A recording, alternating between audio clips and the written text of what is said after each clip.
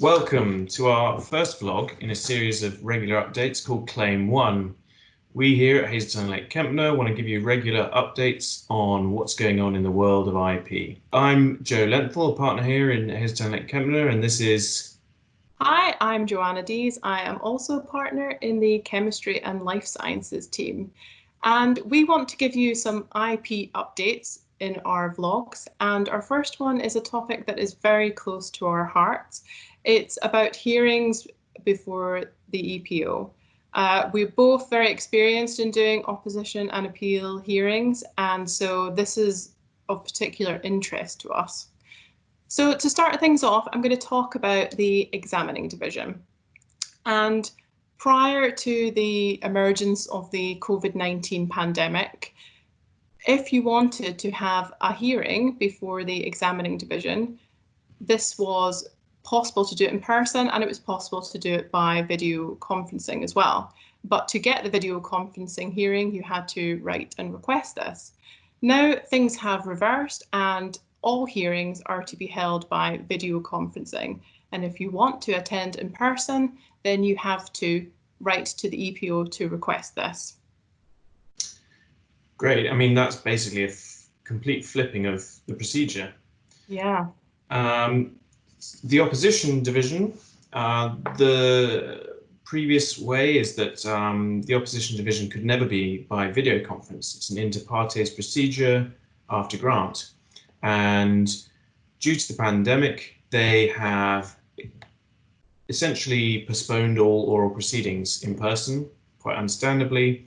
And the latest information just out is that all oral proceedings up until 14th of September 2020 are postponed. But alongside that, they've also launched a new pilot scheme to see if parties want to do these proceedings by video conference. So that's an interesting development there. Now, an important thing to note is that at the moment, all parties have to agree, both parties and all parties have to agree to it. So if you are dreading the fact that you might have to do an opposition by video conference, then don't worry, you can back out of it. So those are the essential changes. Now, I suppose, you know, the key thing is that the EPO has been forced into doing these video conferencing because of the pandemic. And I suppose, you know, the key question is this a tide change in the way that we're going to be doing oral proceedings at the EPO? Is this here for the long term? Yeah, I mean, it's definitely something that we're going to need to start thinking about, especially because there are a lot of things that need to be taken into consideration, such as if you have your hearing in a different language, such as French or German, and the proceedings are in English, but somebody else wants to speak in another language, how are they going to deal with that? I mean, there's lots of questions, isn't there, about things we need to think about? Yeah, and I think, you know, one can see lots of benefits to video conferencing, environmental, time out of, you know, clients having to travel a long way. But, you know, maybe call me old-fashioned. I like that face-to-face interaction. I like that being able to read the body language of the opposition division. So I think it's going to be tricky, but I think, you know, we have to embrace this change, and it'll be interesting to see how things develop. Yeah, 100%.